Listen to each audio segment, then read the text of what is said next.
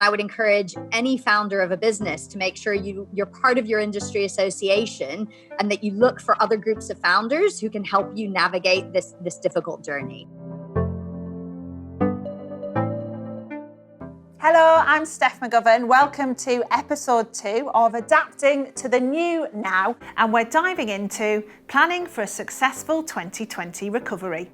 I'm delighted to say with us, we have Merilee Karr, who's CEO and founder of UnderTheDoormat, which is an award-winning luxury short-term rental company.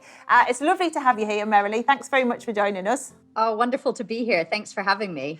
I want to ask you, your business is obviously reliant on people being able to travel, to stay in other people's homes, other accommodation. And obviously, we can't do that with the current lockdown rules with COVID. So what impact has this had on you? And what have you been able to do? So I think there's two things. I mean, we have been able to host essential stays. So whether that's, NHS workers or people who wouldn't be able to travel back to their own country or other things like that. So we haven't been closed entirely. But that being said, I think the sector is down in many cases more than 90% compared to what we would be at this time of year. So obviously that has a huge impact because unlike a product, a service and a stay is something which is perishable. If it doesn't happen, you can't sell it later. So, of course, for the industry, that is really troubling. And, for the hosts who rely on that income, whether it's the companies who provide the services, or indeed the large platforms that rely on these bookings to generate income, the whole industry is impacted. Yeah, it's that ripple effect, isn't it? Where just one business closing down can have an impact on so many other businesses. Can you see a way through it, Merilee? Absolutely. I think actually I feel really positive about the direction of the sector. What we've seen is that our sector is lower risk compared to other alternatives because, of course, staying in a private home allows a certain degree of social distancing by its very nature because you have your own private space.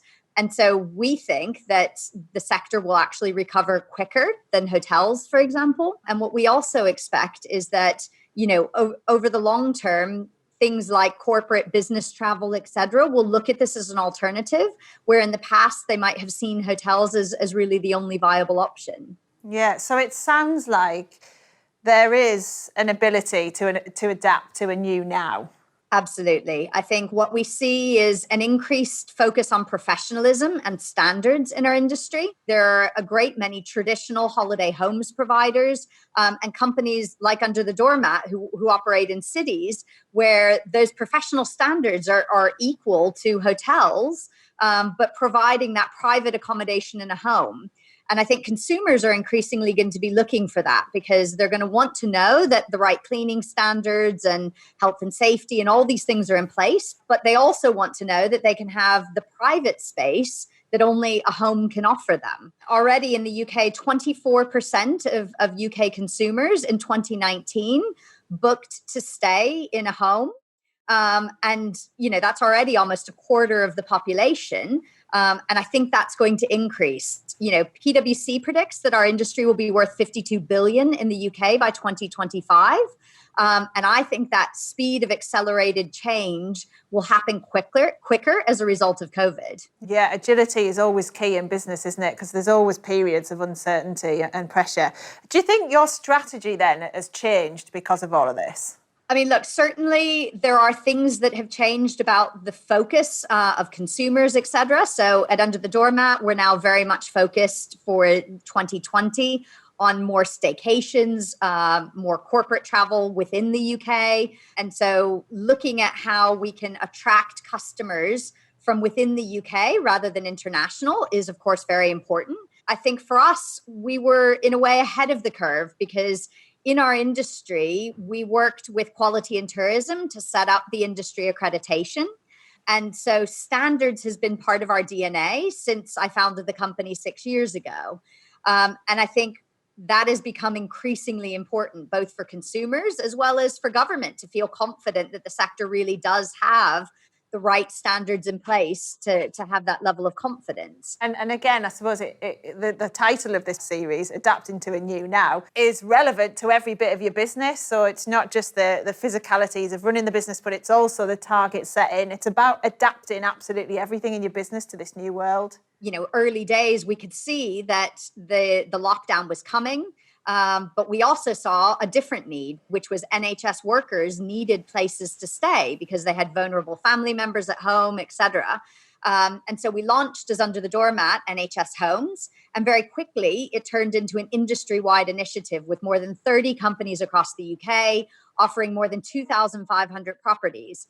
And to date, we've delivered more than £17 million of stays for free to NHS workers across the country. And that's something we're very proud of as an industry, that, despite the fact that our businesses are some of the most affected, that we've done the right thing and tried to help, the people who are helping all of us.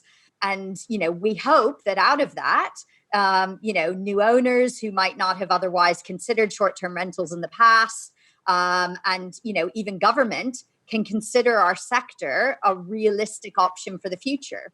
What's your advice then for business owners out there who are just, a little bit scared about everything going on? I know business leaders are used to uncertainty, but what would you say to them to just help them through this? I mean, look, I think one of the things that's been really incredible for me is the amount of resource that's out there.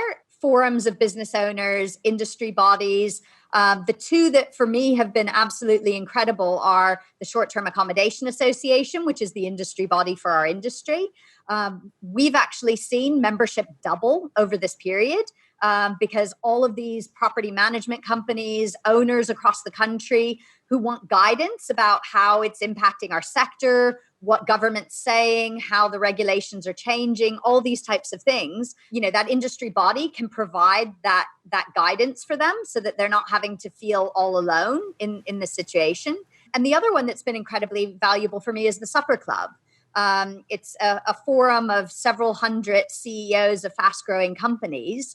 And we've been able to share some of the challenges, how to access government funding, how to plan for the uncertainty. All of the things that we've talked about, there are founders who are struggling with these things. And it's like having a group of colleagues where you can work on these challenges and share best practice together. And I would encourage any founder of a business to make sure you're part of your industry association and that you look for other groups of founders who can help you navigate this difficult journey. How desperate are you for a holiday? I mean, to be honest, I still have a flight booked to Spain in July, which I'd booked back in December. And I'm very hopeful that by then we'll be able to travel there. So we'll have to see. But, travel's in my blood. I've visited, so many countries around the world during my corporate career and personally. And I just can't wait to get back to traveling, having those experiences, and hopefully also visiting my family in the US before the end of the year. Yeah. Let's end on a positive, though. What do you think, Merilee, is the biggest opportunity for your sector? I think the biggest opportunity is this collaboration and working together. And I think if we can come together as a sector, I think customers will choose us because they see that our sector is the right thing for right now.